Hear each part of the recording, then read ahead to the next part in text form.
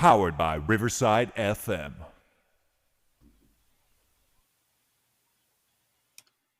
Carbon dating, bloodstains, a negative image predating photography. The Shroud of Turin is a battleground of scientific inquiry and religious belief. Can modern science unravel the secrets of this enigmatic cloth, or does it point to something beyond our understanding?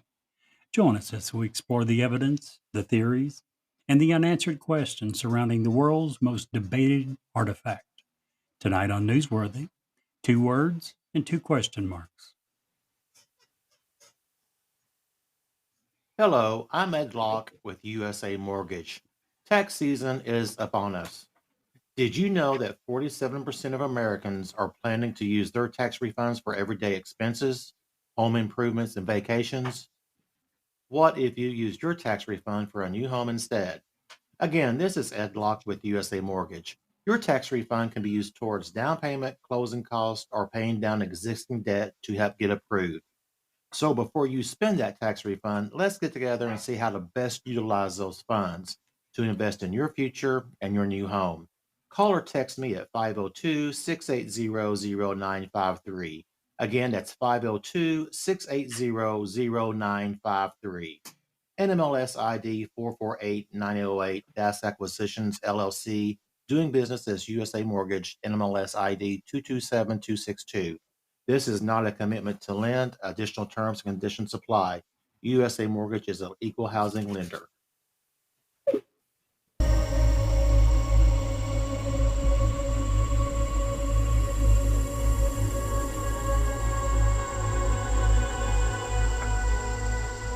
It's alive! Have you checked the children? Get out!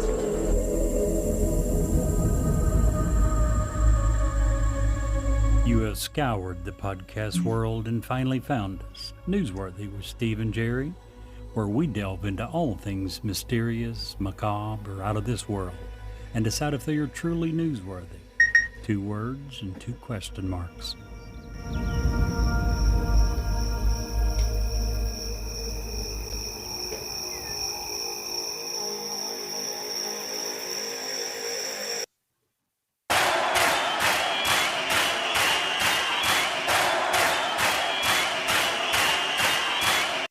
Welcome to Newsworthy. Hello, hello, hello. I'm Steve.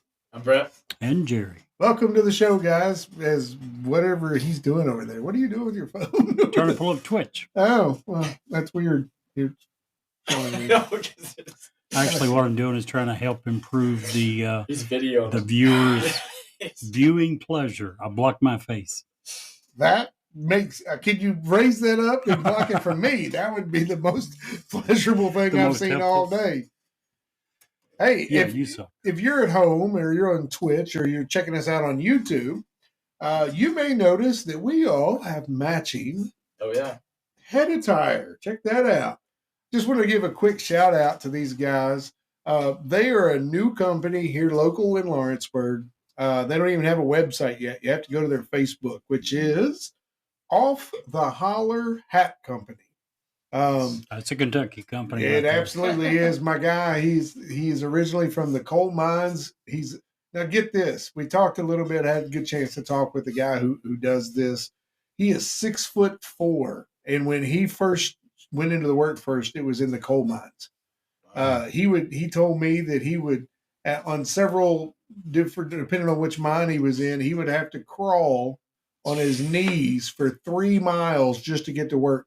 We were just talking about I thought they used to have carts on tracks. Not in every shaft. I'll be darned. Yeah, so it's just unbelievable. He now does this with his fiance. They make these hats, and I just want to tell you, I'm not really a hat person because they give me headaches because I have such a big head.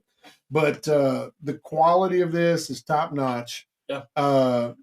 They custom did our logo and everything on the hat, and this hat costs $23.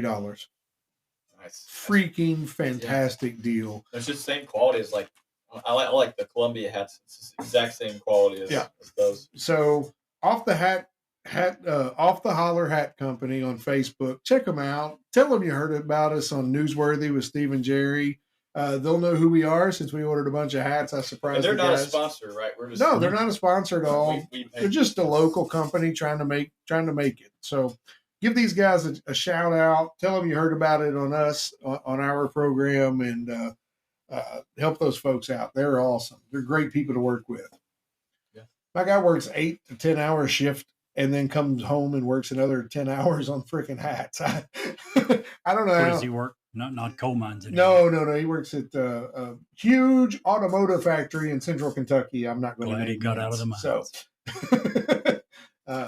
So, yeah, check them out. Off the Holler Hat Company on Facebook. Check them out. Anywho, how you guys doing? Doing good. It's been a good week. It's been an amazing scientific week this week. We learned about all this new stuff with the pyramids, which we're going to do an episode on post haste, I'm pretty sure. Jerry's like, I don't want to talk about it. We're going to talk about the look at his face. I wasn't listening. I'm sorry. I don't even know what topic you're discussing. Yeah, exactly. So we're going to talk about, we got that scientific discovery. We're going to Saturn, or the moon of Saturn, Titan. Or no, not Titan. Is it Titan? They're doing the dragonfly thing. They're sending it just there, and it's this cool new probe that they're going to use. That's pretty awesome. However, I don't know if you guys heard this story, but scientists have taken all the way down to the root of things, and they no longer trust atoms. Really? Yeah, They make up everything. Thanks. You stole us. Thanks for that. Sorry. I'm just wondering if that was it. I'm done. Man. I'm done. I'm over it. Oh. My bad. Brett, when we first started this, he would do that every episode. Like, I almost stopped doing dad jokes because of that. He was so bad at That's that. why you kept doing it. You know you loved it. Oh, man. Did you say Saturn's moons? Yeah, one of Saturn's moons. I just Googled. It says, while no missions are currently actively exploring Saturn's What if moons. I that's- guess I just ruined that Don't- one too. No, we're not actively exploring. They're starting to. The process within 10 years. We're going to have another program. Gotcha. It's past the design stage. It's in the build stage. Well, I'm glad you guys are having a good week. I'm not so much. I'm having a bad one. Oh, yeah? My wife found Looked out in I the was mirror again. cheating on her. Oh, no. Yeah. She found out because of all the letters that I was hiding. She's so pissed. Swear she'll never play Scrabble with me again. That's a good one. You should have stole his punchline there. Should have. I didn't want to. It was so unfunny. I didn't want any part of that. That's a good one right there. Mine's not really a good one. What do you call a cult that is hard to get into? A what? A cult that is hard to get into. Difficult.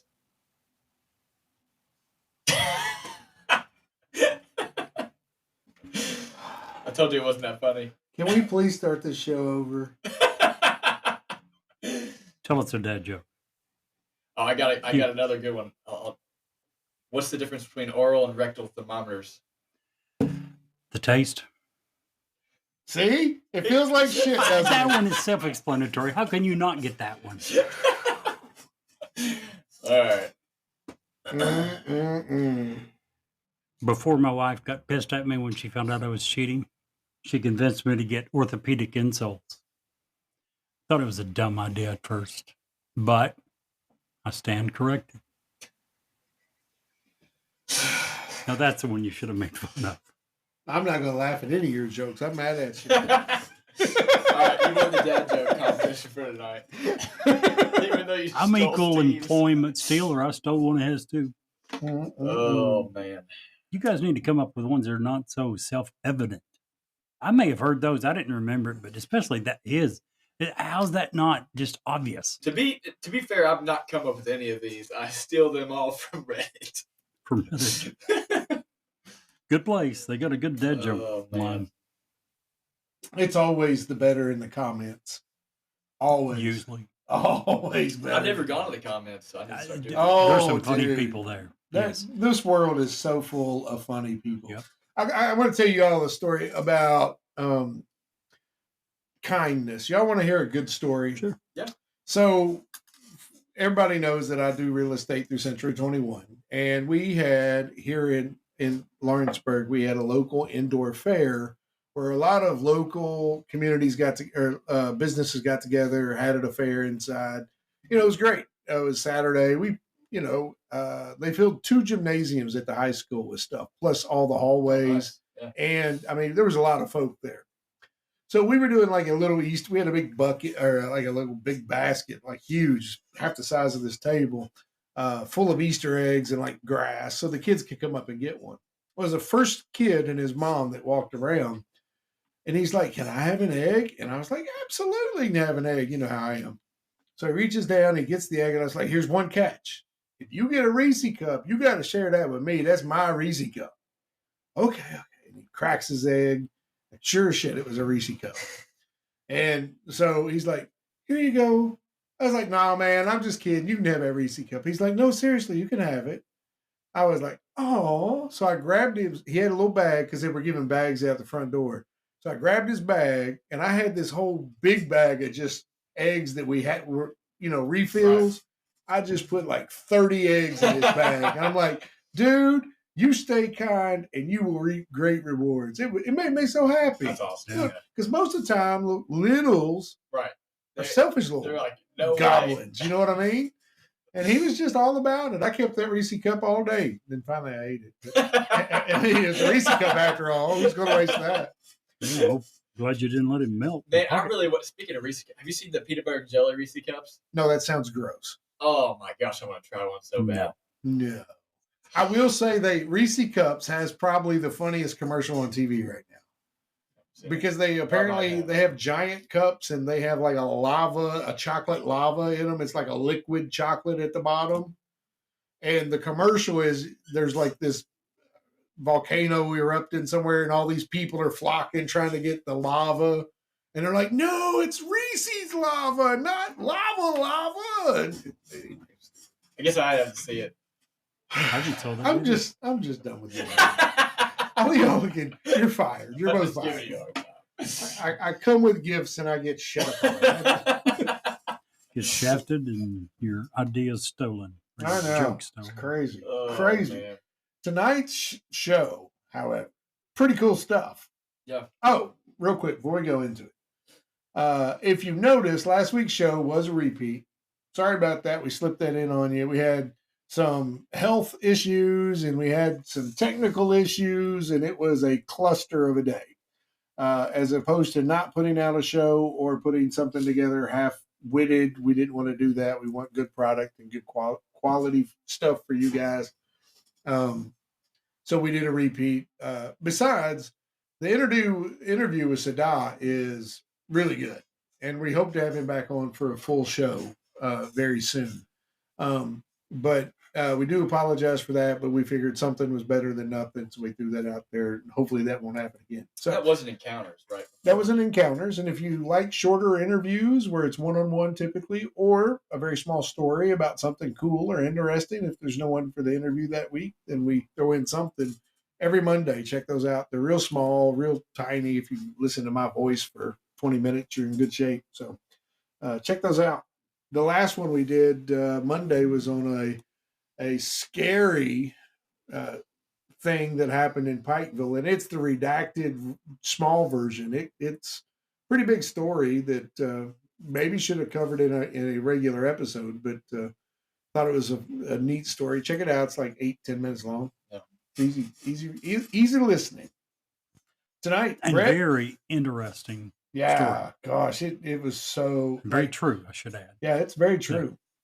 So, Brett, I'm gonna let you start tonight because this is your topic. We had covered this a little bit a long time ago, back when our episodes were not as concise, is what I like to say. So, Jerry and I have a habit of meandering, if you want to call it, around a topic or through a topic. So we do a bad history, but we are trying to get better, and this is one of those episodes we want to take another look at. So I'm covering the history, so maybe not to steal it from me. Maybe I should lead off with the history. Yeah, what are we covering tonight, fellas? We are covering the Shroud of Turin. Nice. One of the most discussed, debated, not one of, it is the most debated artifact in the history of the world. So, Even more so than the chronovisor? the what? Oh, sorry. We covered that, I think. We did. Barely. Basic. I mean, skimmed over it. Because that's what it deserved.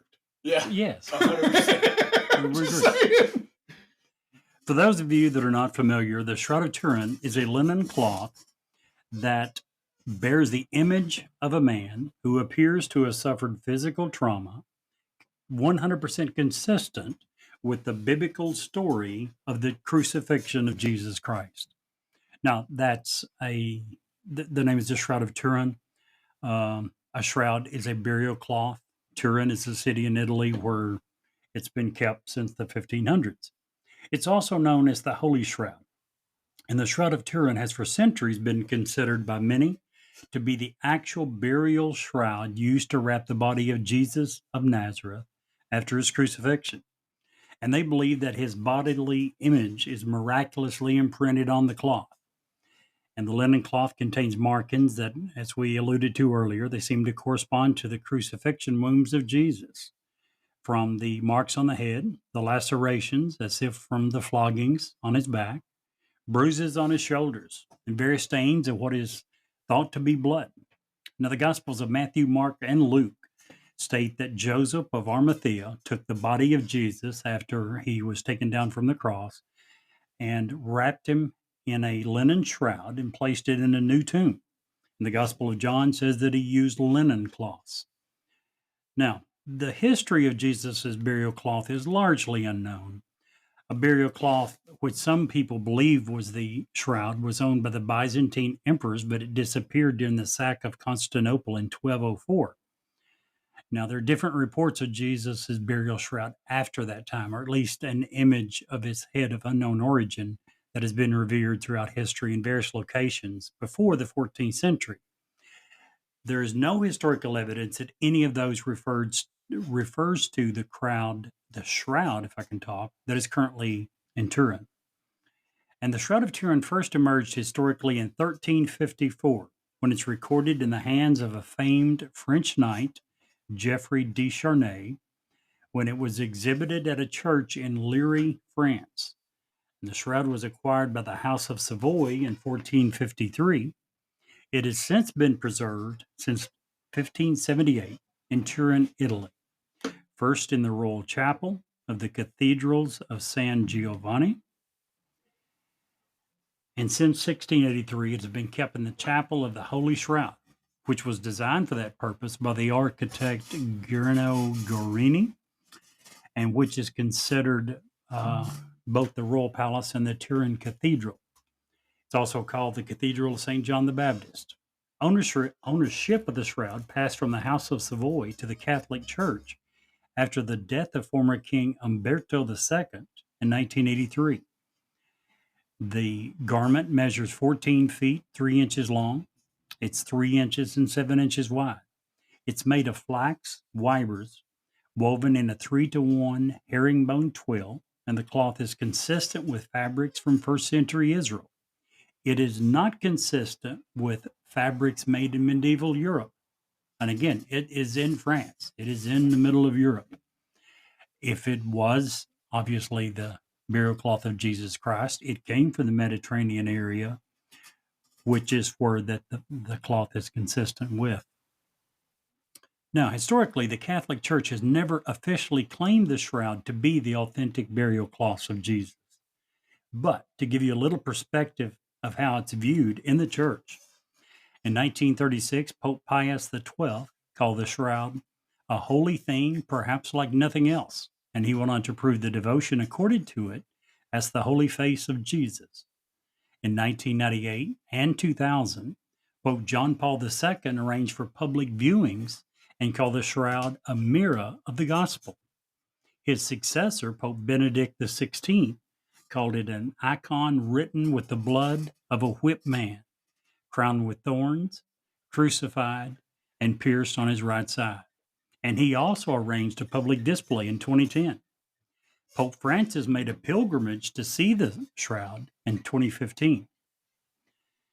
Now, again, if it was from Jesus, somehow it got from Israel to Leary, France. And there's no definitive records of how that trip happened. There's some theories that suggest a possible route, and that's all they are, is theories, because we don't know. It's also mentioned in a few different instances in Scripture. Not the Shroud of Turin, but the burial cloths of Jesus Christ. In Matthew 27:59 and 60, it says, when Joseph had taken the body, he wrapped it in a clean linen cloth and laid it in his new tomb, which he had hewn out of the rock. And he rolled a large stone against the door of the tomb and departed. John, probably the most commonly used scripture in reference to the Shroud of Turin, is the 20th chapter of John, verses 6 and 7, that says, then Simon Peter came, following him, and went into the tomb, and he saw the linen cloths lying there, and the cloth that had been around his head not lying with the linen cloths, but folded together in a place by itself. So that's a little bit of the history. Now it's time to turn it over to Mr. Brett. So as Jerry kind of mentioned, the Shroud of Turin is the most studied archaeological artifact in the history of the world. They've been studying this thing for hundreds of years, and we've actually learned a lot from it. So the first thing that we've learned is how this man died. So first off, you can see scourge marks where the man was whipped on the front side of the man and the back side. If you've seen The Passion of the Christ, They're making a sequel to that too. I know. Sorry. Mel Gibson, he took what they found on the shroud and he applied that to the movie. He made a few changes, but that was one of the things he took from the Shroud of Turin, was that he was whipped on the front and the back. A forensic doctor in Italy found that there was 240 scourge marks on the back and 140 scourge marks on the front. They can even determine at what angle the man was struck using the evidence left on the shroud. In the 1980s, they were actually able to draw an arc of the scourging for each of the scourge marks found, and even determined that there were two men who were hitting him, one being a little taller, and the other one was a little shorter. I thought that was remarkable.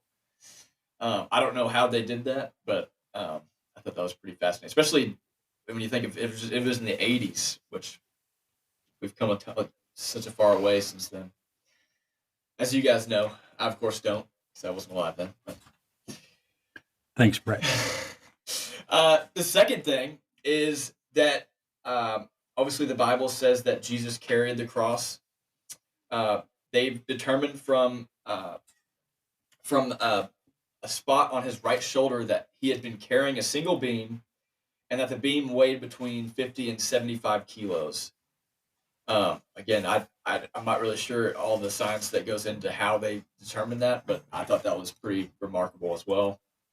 They found nail wounds in the wrists, where the nails held his arms up on the cross. A French surgeon wrote a book called A Doctor at Calvary. Of course, in the Bible it says that his hands were pierced. And so a French surgeon wrote a book called A Doctor at Calvary and said that the place in the wrist that was pierced, according to the shroud, was between two nerves, and that the pressure on those two nerves would send a huge shockwave of pain. So this man was pierced in one of the worst places that you can be pierced. Not only that, it's also been proven that if you were actually crucified by your hands, that it wouldn't support your weight. It wouldn't support your weight, yeah. It would just Your body would just break right through. pull the hand apart. And again, this is like one of the arguments against the fact that this would have been falsely created, because if you're falsely creating a burial cloth of Jesus, you would probably go off of a lot of the artwork around that time, which was almost all the artwork shown of him being crucified is the nails through his hands. Let's see. And yeah, you had just mentioned that putting it through the palm, it would just come right through the tissue. And we know that it wasn't in the hands as well, because from first century literature, you could be crucified for around 2 weeks and not die. So these people who were crucified by the Romans were hung for very long periods of time. The next thing is the crown of thorns. So the wounds on the top of his head show that instead of a crown, which is what is usually depicted with an opening at the top, it was actually more of like a helmet of thorns, where the thorns cover every area of the head. So this again is kind of contrary to what is depicted in a lot of art, and again would be someone who was trying to create a false object probably would have went with what art depicts as the crown instead of this helmet. The thorns that are believed to have been used when dry are basically like nails, and they pierce right through the skin. So in Greek, Stephanos means crown, which is where your name has come from. It is. The Stephanos in the Old Testament. Take heed to that, Jerry. Yeah. So the Stephanos in the Old Testament. Yeah. Jerry in Old English equals cobblepot or chamber pot. I see. I won't ask where you got that one. From my chamber pot. That's what I figured. Sorry, Brett. So He stole my joke. you had to give it back. I did. The Stephanos in the Old Testament was the crown that the priest would wear, which, according to the end of Exodus, covered the entire head. So when they were making a crown, it does make sense that they would make it. Crowns back then would have been covering the entire head instead of leaving the opening at the top. And for those who believe that Jesus is basically symbolic of the new high priest, it would make sense that he would be wearing some sort of priestly crown when he was crucified. I was just going to ask, how badly do you have to be either threatened by or angry at or indifferent to human life to put somebody, anybody, much less Jesus, through this type of torture? I mean, this is bad. Well, It is. They wouldn't even. The Romans wouldn't even crucify other Romans. Like if you're a Roman, this was beneath you. This was for the lowest of the low. Right. And really, after Jesus was crucified, of course, I don't want to really get into whether I believe or not, but not yet at least. But when Jesus was crucified, after the fact, the Romans were like, "Why are you following this guy? I mean, we embarrassed him. We put him, we crucified him, and he died. Like we killed him. We killed your God." Yeah. And then the church just kept growing. Well, to me, I watched an interview with Mel Gibson about how he had to pull back from what was written about what actually happened, which is crazy. And it is insane. If you watch the movie. Yeah. If you haven't, watch it and you'll understand exactly what that means. It's tough to watch, for sure. I've only seen it once, so. And you can also, they can see the blood running down his head and neck that's transferred onto the shroud, which is again consistent with the wounds from the crown.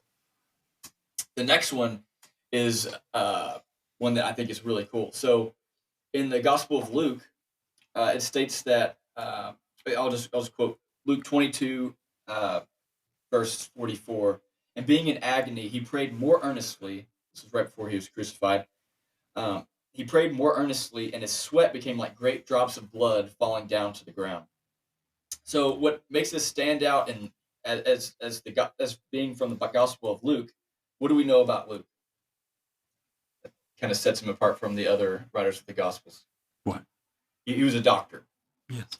So, there are several peer-reviewed papers on the condition called hematidrosis, which causes a person to sweat blood. And this condition actually leaves the skin extremely sensitive to the touch.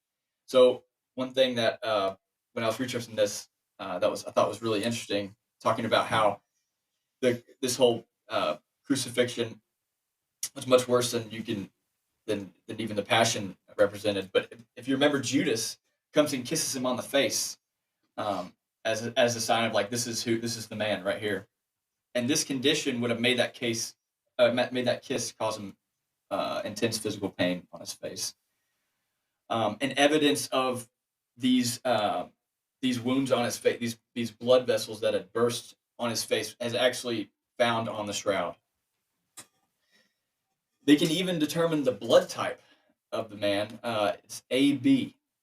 And I don't know if you guys are familiar with Eucharistic miracles, but A little bit. the Eucharist is like the communion in the Catholic Church. But basically, Eucharistic miracle is when the host had bled or turned into flesh. And when they've studied these, they found that the blood type was AB, and it corresponds to the blood type on the shroud. Which I think is pretty cool. So one of the best discoveries is the photo negative of the shroud presents a much clearer image of the man. So in the olden days, back in Jerry's time, photographs would first reveal a negative image where the light areas appear dark areas appear light, which is then developed into a positive print. One such photo was taken of the shroud in 1898, which revealed a positive image of the face and body of the man. Do you know how we came and found that out? How that was applied? Yeah, I think it was like a lawyer. He actually took a picture of the shroud, and when the photo negative was shown, it showed a photo positive image, basically. Gotcha. Interesting. And this means that the shroud is essentially a photograph of the person who was wrapped in the cloth. Hundreds and hundreds and hundreds of years before photography was invented. Right. The fact that it is a photographic negative. The amount of, was it light or heat that does that? Yeah, the amount of light. It's like I was going to get to that too, but sorry. No, you're at 4 to 8 billion. 4 to 8 billion gigawatts, which is almost the amount of power that New York City takes to power for one That's day. insane. Would be required. Right. In that instant to Yes. put that image on the shroud, which they wouldn't have been able to do in the Right. the 13, 14, Not even 1500s. close. Yeah, even if it was a fake, then it would have had to happen in the late 1300s. None of this stuff was available. Even today, they have replicated it on very small increments. It would be very difficult to recreate this today. Even today. In 1978, a team of American scientists traveled to Turin, Italy, to conduct an in-depth examination of the shroud. The expedition was named the Shroud of Turin Research Project, or STURP. The team took over 2 years prior to performing the studies to plan dozens of experiments, measurements, and tests. And it was the most extensive hands-on study the shroud ever performed. They studied the shroud for 5 full days, taking shifts to oversee the experiments 24 hours a day. So first off, they looked at how the image was made. So no pigments, paints, dyes, or stains have been found. X-ray fluorescence and microchemistry on the fibers precluded that the possibility of paint being used as a method for creating the image. Ultraviolet and infrared evaluation confirm these studies. Computer image enhancement and analysis by a device known as a BP8 image analyzer show that the image has unique three-dimensional information encoded in it. And I don't know if you guys seen, but they've actually recreated that 3D image in a statue, and they have it like showing how he was laying in the tomb, which is pretty cool. Amazing. Yeah, it's super amazing. And all from this one image. I think it's incredible. Microchemical evaluation has indicated no evidence of any spices, oils, or biochemicals known to be produced by the body in life or in death. It is clear that there has been a direct contact of the shroud with the body, which explains certain features such as the scourge marks, as well as the blood. However, while this type of contact might explain some of the features, it's totally incapable of explaining the image of the face with the high resolution that has been amply demonstrated by photography. This is from their actual study, from their conclusion. It says, quote, "We can conclude for now that the shroud image is that of a real human, form of a scourged, crucified man. It is not the product of an artist. The bloodstains are composed of hemoglobin and also give a positive test for serum albumin. So another thing they found was dirt that in the areas of the nose, knees, and soles of the feet.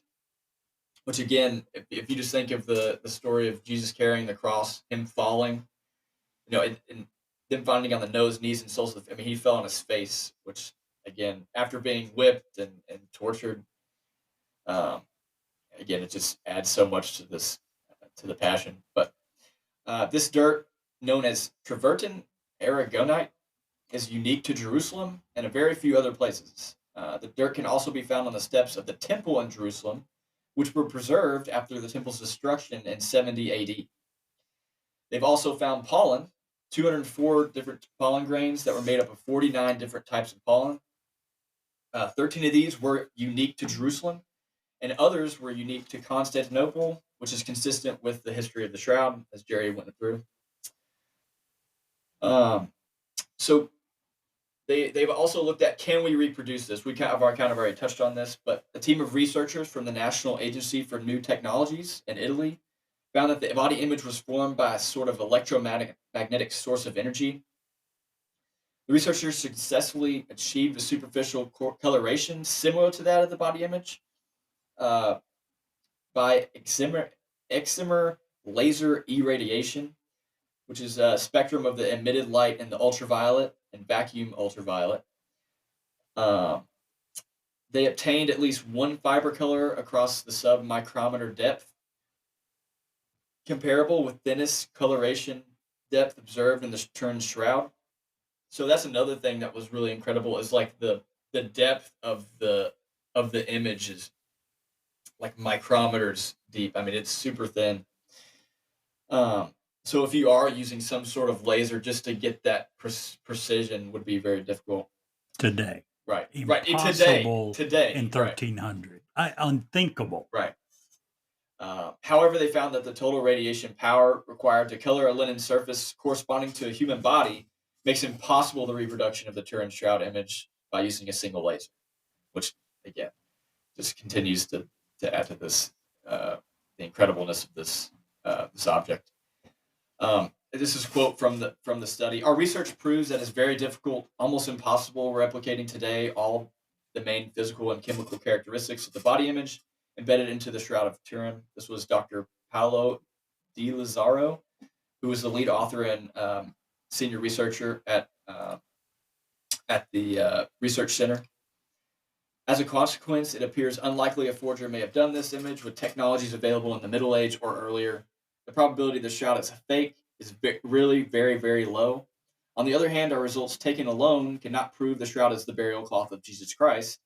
One should add our results to all other historical, medical, paleontological, textile evidences accumulated in the last 35 years. And again, 4 to 8 billion watts of power. And again, New York City during a day takes about 5.5 to 10 billion watts of power to produce. And they say that if you live in New York City for 10 years and go to a different restaurant every day, you still wouldn't make it to all the restaurants or something like that. So I've heard that. They need a lot of power to power the city. And again, this is all in one instant to try and it's the garment, incredible. There's no way it's fake. I mean, we can debate upon whether or not it was Jesus's burial garment. This was a burial garment of a man who was crucified and had the wounds on him were consistent with the biblical telling of the crucifixion. So what are the odds? It's a heck of a coincidence if it's not his burial garment. Well, it could definitely be a fake. If you believe that the Egyptians could build the pyramids, then we could certainly have the technology to fake a cloth. That's true, especially with the recent findings under the pyramid. This would put building the pyramids. We could come closer to explaining how they were built than this. As he just said, if you were to fake the whole thing, and I don't know of anyone that would say the whole thing is fake. Everyone would say it is a burial garment of someone. Right. Even if they don't believe in religion. If they're an atheist, they would say it's the burial garment of someone. There's even Go ahead. even atheists and agnostics and Islamic or Muslims believe Jesus existed. Sure. There's not a question of whether he existed. Question The is thing whether that or not he's the happened Son of God. after he took the garment off is where people get a little conflicted. Or whether he took it off, yes. Right. Absolutely. I'm almost done too. No, but, you're fine. I don't mean to go so long. But No, there's you're so fine. much- I was there's just so going to much ask you one more scientific stuff. question because it's fascinating. Do you think that light happened after it was put on or right before it was taken off? What light? The light that it would take, the heat, the energy that it would take Right, to translate that image. to onto it. translate that image that we've been talking about for the last 5 minutes. No, that's not. It would take that energy if it was faked. It If it would was take that inauthentic. energy if it was real. No. Would it? Yeah, so that's basically what it's some sort of it's basically acts as a photograph. So that they believe that it was 4 to 8 billion watts of light, essentially, of electromagnetic That was radiation. required to make that image, whether it's of him or not? I Yeah. thought that was saying that if it would take that to fake the process. So just let me throw this out there and we don't delve into deep religion here, but how freaking amazing is that happened, knowing that's, and for me, there's no doubt it didn't happen until he was getting ready to take it off, right? That was the whoosh moment. Right. Well, that's what people who believe know what I in the mean? Shroud, it's like And that's what gets me excited him. about it. Yeah, him coming back to life. That Right. the energy it took to do that is what caused this image to be translated onto the Shroud. So the last thing I wanted to talk about that they've studied is when the Shroud can be dated to, and this has been the most controversial over the last 20-something years. So in 1988, radiocarbon dating, which is the most precise way of dating an object, was done on the Shroud, and it was concluded that the cloth was made between 1260 and 1390 AD, which is obviously not the time of Christ.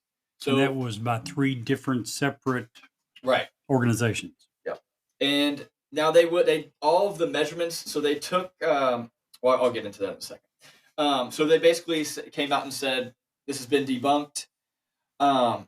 So one problem with this experiment or with this radiocarbon dating was that they took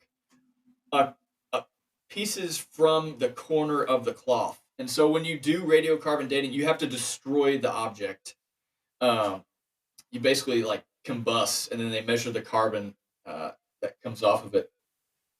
And so they obviously didn't want to take a piece from the center, so they took a piece from the corners. And if you look at early images of, or if you look at images of the Shroud, you can tell that the corners are a little bit discolored compared to the rest of the cloth. So you can already tell that that's different. Also, another thing that people were saying that kind of countered this was if you're going to hold the Shroud up, you're going to hold it at the corners. So those are the places that would get the most wear and tear. There's actually a picture of a bishop holding up the Shroud with his bare hands. I think you mentioned that when we were talking about this, but There's one other explanation that explains that very well. There was a fire, I forget when, right. preceding this. It was given to a order of nuns who did some repair not on the corners, on the outside perimeter. They actually repaired pieces that had been damaged by the fire. Some people think that the Catholic Church took these 3 pieces and sent it to 3 independent laboratories. They think they took pieces from where the nuns had repaired it, which would put it exactly about the Right. time when they were doing the repairs. And they even so they took pieces basically starting from the outside of the cloth going in, and apparently the dates kept getting older as they went further into the cloth, which is And those dates themselves are in question too, are they not? I think Right. you'll probably get to that. Yeah.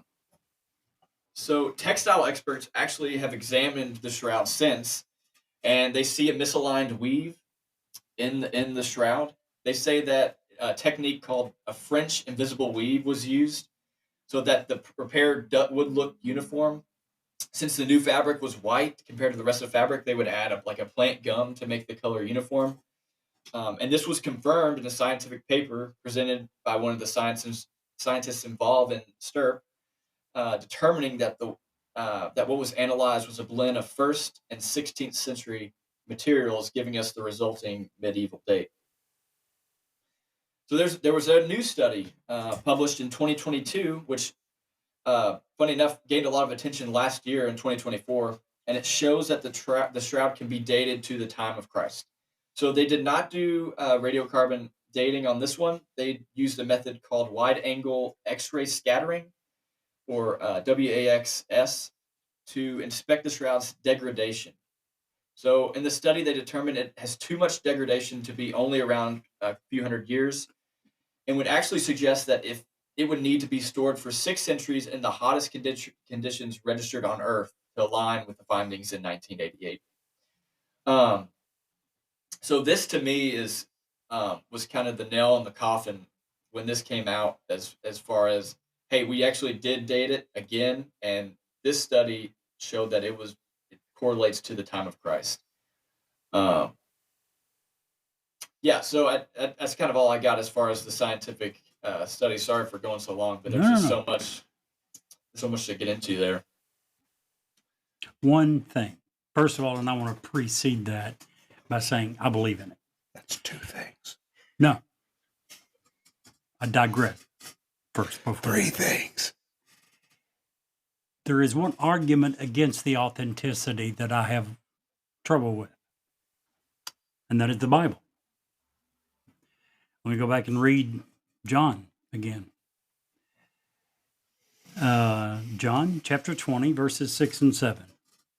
Then Simon Peter came, following him, and went into the tomb, and he saw the linen cloths lying there, and the cloth that had been found around his head, not lying with the linen cloths, but folded together in a place by itself. John Calvin in the 1600s wrote a paper where he said that it was not authentic because he said that the Jewish tradition was that the body was wrapped with one piece of cloth, that a separate piece was used for the head, just like John chapter 20, verses 6 and 7 says. But yet this garment is not 2 pieces. This garment is 1 piece. So, can you explain that? This is the best argument against it. And so the explanation that I've seen is that it is believed that the single garment covered his face and his body, and then there was another garment that was just wrapped around the face. Yeah, I've read that. One other thing, and that's really that's the only explanation you can really come up with as far as that, because like you said, the Bible says that there was definitely a separate facial garment. But there is one thing I forgot to say. Sorry. No, go ahead. But on the face, they actually can see that they put 2 coins over the eyes, and the coins were Roman from that time, which is pretty insane. So again, that's just another crazy fact there they found. But yeah, so I agree. That's one of the that's definitely the best argument against it that I've heard. Go ahead. Couple of interesting facts. In 1453, the shroud was sold.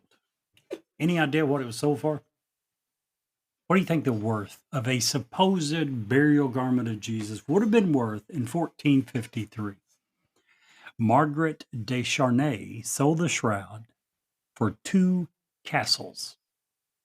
So that's what they viewed the value in 1453. She sold the castles to the royal house of Savoy, which ruled over parts of modern-day France, Italy, and Switzerland. The house later ascended to the Italian throne. As punishment for selling the shroud, she was excommunicated from the church. So apparently they took that pretty serious. There we go. One other interesting fact. There was, first of all, again, I digress, so 2 things for Mr. Steve. The shroud is guarded behind security cameras and bulletproof glass. Pretty smart, right? Normally, it later proved to almost be the shroud's demise. There was a fire in 1997 Firefighters had to break through 4 layers of bulletproof glass to be able to save the shroud. 1997. That's a good year. Year you're born, I'm assuming. There you go. Yep. Very good year. Yep. So, and you were talking about the Bible. I just want to. Sorry, I keep going. No, go ahead. I listen. Yeah, we could talk about this for hours. But one thing that Scripture has, it says in each of the Gospels. I'll just read from one of them real quick. So Peter had reached the tomb first, and stooping in to look in, he saw the linen cloths lying there, but he did not go in. Oh, sorry. John reaching the tomb first. Then Simon Peter came, following him, and went into the tomb. He saw the linen cloths lying there, and the face cloth, which had been on Jesus' head, not lying with the linen cloths, but folded up in a place by itself. Then the other disciple who had reached the tomb first also went in, and he saw and believed. So all of the Gospels kind of say something similar, where they go in, they see the cloths, and they believe. And so what people who believe in the shroud think about this is that they saw the shroud's image on the cloth, and that, along with the empty tomb, led them to believe that he actually did rise from the dead. So, anyways, I just thought that was interesting as well. Well, sorry to keep pushing you off, Steve. No, I don't care. It's fine. So, in 1978, during a 5-week exhibit, how many? Whoa! It was loud. Sorry. How many folks do you think during a 5-week exhibit to actually see the actual Shroud of Turin showed up? A lot. This is way back in 78. So, wasn't near 3.5 million people in 5 weeks. In April of 2020, during COVID, the Shroud entered the digital age. Turin Archbishop, I'm not even going to try his name, announced that in the light of devastation of COVID-19, people around the world would be able to visit the Shroud of Turin online for Easter. He said that he was motivated to provide the live stream, which was publicly displayed all the way back in 2015. Why on earth is this thing not always available to be seen online? You would think. I mean, they have cameras on it. Anyway. So, I wonder if it has something to do with the light. I don't know if, I don't really know, but I'm just thinking out loud. Like, if the light's on it, it makes it degrade. I don't know. Like UV. Who knows? Yeah, I have no idea. But, so, if you, Brett, wanted to go to Turin and see the Shroud of Turin, what do you think the process would be? Do you think you could just walk into a building and check it out? I imagine not. You can't even do that with a Declaration of Independence. No. I've read somewhere. If I remember right, it's been a few years since you could see it. Is that 2015? Correct? Okay. That was the last time it's been displayed publicly. Now, they are saying that this year it's supposed to go back on tour. Oh, really? They've said that 3 other times in the past. Oh, I got you. Who? And it just never Catholic happened. Church said that, or the rumors? I doubt the Catholic Church would tease that and not it happen. So, probably rumors. It could have been during COVID, too. That maybe could have been. I don't know. Seeing the actual Shroud of Turin involves a few very specific steps, especially since it is rarely displayed to the public. Here's what you need to know. And back to the Declaration of Independence. I just have a quick horse to hop on that. It doesn't matter these days if people could see that, or the Constitution for that matter, because they don't even teach people to read cursive. Most of the people in the United States can't even read what's on the damn documents, let alone be able to see it. But anyway, I'm off my high horse. I think that's the most ridiculous thing ever. No, I agree. It's one of those things that's so small. My 5-year-old can write cursive. Thank you. Yeah. You're a good parent. Yeah. Well, it's not me. That's your grandmother. But her grandmother and her mom are good parents. Yeah.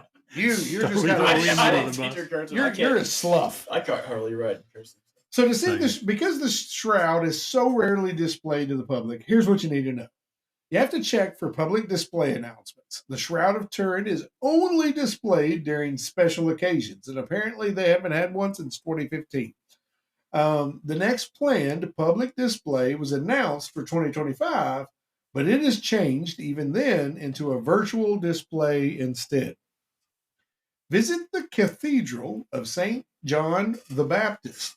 The shroud is housed in the Cathedral of St. John the Baptist in Turin, Italy. While the original shroud is not on regular display, you can still visit the cathedral and the adjacent museum dedicated to the shroud, which you can't see. Also, you can participate in the virtual pilgrimage. For 2025, a virtual pilgrimage is being organized, allowing people worldwide to see and reflect on the shroud through digital means. Now, I just got to ask a really obvious question here. What's the difference in that and then Googling a picture of the shroud? To me, I don't. Proximity, maybe, just feeling close to it. I don't know. I guess. Yeah, I agree. I kind of agree with you. You know what I mean? To a large extent, it's, yeah. And even if you're looking at just at the Google image, you could zoom in and Like, really look at it. And I kind of get it. If something is withheld, it gains more and more mystique about it. Here's a good example: the Hope Diamond, right? Big, beautiful diamond, millions and billions of dollars worth. When we were going, and that's housed, if I'm not mistaken, in the Smithsonian now, right? When we were in the Smithsonian, when we came out to visit you, we were walking around. I turned the corner, there's the Hope Diamond, and I'm like, oh, there it is. And that was it. It was like no mystique about it at all. So I kind of get it. I understand. The fourth thing is you can attend a special event. Keep an eye on the special events and masses related to the shroud. For example, there will be a mass on March 4th coming up, 2025, at the Turin Cathedral, at which will be part of the jubilation celebrations. Pretty neat. But you don't even get to see the real Shroud of Turin then. So basically, in order to actually see the Shroud of Turin, you have to devote yourself to the Catholic religion, become a priest or priestess or There's no priestess. or a priest in the very upper echelons, then get assigned to the place in Turin. That's not going to happen. And then, yeah, it's going to be very and difficult. then you get to see a door with a room that has that has it behind it. So basically, my whole section was just to say that go to Google. I wonder if they're kind of afraid to display it in public just because of I don't know if you've seen some of those protesters who have they sprayed like Stonehenge with all this orange paint. They did the Mona Lisa with all these orange paint. Even when they display it, it's still going to be behind layers. Right. You're not going to damage it. I'm beginning to think more of what Steve said with the cameras, or was it you? One of you said maybe it's light is the reason they don't.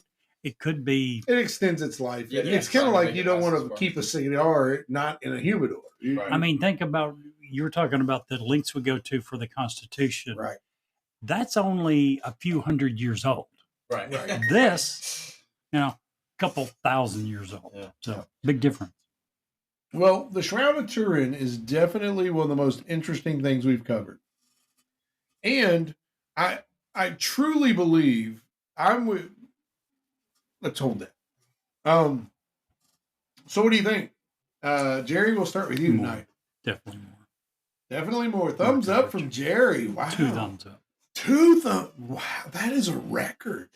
Have we ever gotten 2 thumbs up from Jerry? Few, but very few and far between. I feel like we've gotten a few, yeah. Few of the UFO stories, I think. Okay. Well, I'm going to also give it a thumbs up. I think it's fascinating. I think it's neat. I definitely believe, I really believe that it could very well be the burial cloth of Jesus. I mean, you go all the way back to the 1500s when it was sold for 2 castles. Castles were expensive. They were not expensive. They were not something you just went out and paid a few coins for. And she got 2, and risked being excommunicated because of her greed. But that's how important it was to the church that, okay, you did this, you're no longer allowed to be with us because of that. And the church has never wavered. I think you're going to say a pretty good statement at the end, right? Yeah. But so, yeah. And if you think about it, if you believe in Jesus, you believe that he's God. 2, if you believe in the shroud, you believe that this was touching Jesus, who is God, and has his blood, the blood of God, essentially. So yeah, to just willy nilly give up an object that is that sacred, would be frowned upon. There's an object we didn't talk about that is directly related to this, which is the Spear of Destiny, which, to his much to his dismay, Adolf Hitler spent a fortune trying to find. That was supposedly the spear that pierced Jesus' side, which is a whole different show. We're not even going to get into that today. But I also think it gets a thumbs up. I think it's a fascinating thought. And what amazes me and thrills me and excites me the most is the amount of energy it took to create this. And when there's only one way that energy gets transposed to me, and that's when, Jesus came back to life. Hands down, 2 thumbs up. What about you, Brett? Yeah, I would definitely give it 2 thumbs up. I believe that it is the burial cloth of Jesus, and I know we've talked about, we don't really get too religious on the show. We're all Christians, but I also believe that if you're into conspiracy theories and you believe some of the other things that, like such as aliens, Bigfoot, things like that, I would argue that there's a lot less evidence for that than there is the fact that Jesus rose from the dead. So, if you are into conspiracies and you are skeptical of at least the Christian faith, I strongly recommend that you would look into the evidence, because it's pretty amazing. But yeah, I'll give it 2 thumbs up. Awesome. Well, that's pretty intense. I'm excited. Did you go say something else, Jerry? Yeah. One last thing. It's fun. It's interesting to sit and have these discussions. I saw a statement from the Catholic Church a while back that summed it up far better than I ever could. And it said this: in the Church's view, whether the cloth is authentic or not has no bearing whatsoever on the validity of what Jesus taught or on the saving power of his death and resurrection. That's what it's all about. That was an interesting episode, but our journey isn't over yet. If you stay tuned, we have an exciting bonus story coming up after this commercial break. Hi, this is Ed Locke with USA Mortgage. When it comes to buying a home, the process can be overwhelming and confusing. With so many options, it can be hard to know where to start. That's why it's important to work with a certified mortgage loan originator. I have the knowledge and expertise to guide you through the process and find the best mortgage option for you. I will work with you every step of the way to ensure that you are getting the best deal possible. So if you're looking to purchase or refinance, please reach out to me at 502-680-0953. So don't take on the stress of buying a home alone. Work with me and I will make your dream a reality. Trust the professionals and make your home buying experience a positive one. MLS ID 448908, DAS Acquisition Company, LLC, doing business as USA Mortgage, MLS ID 227262. This is not a commitment to lend. Additional terms and conditions apply. USA Mortgage is equal housing opportunity. If you would like to share suggestions for future episodes, an intriguing ghost story, or simply tell us how much you love or hate us, please get in touch with us. You can reach us via email at newsworthywithsteveandjerry@gmail.com or send us a text at area code 540-709-1318. And now, back to the story.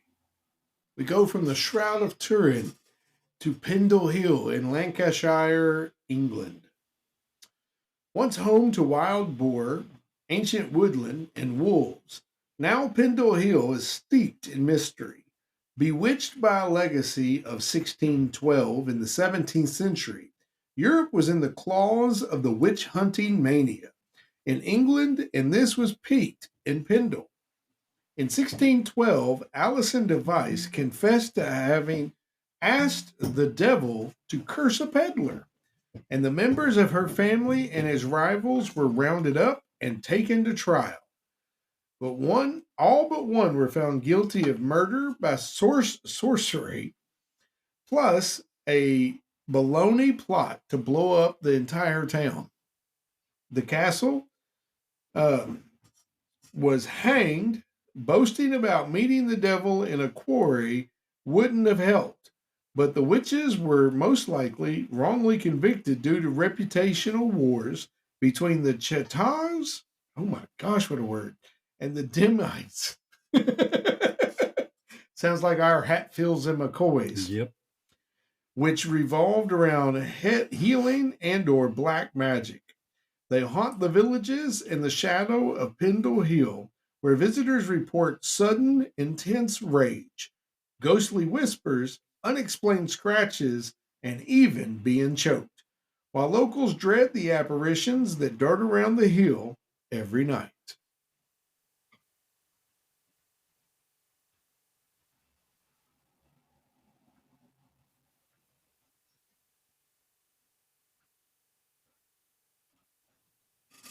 And Jerry, if you can't see the light, Be the light.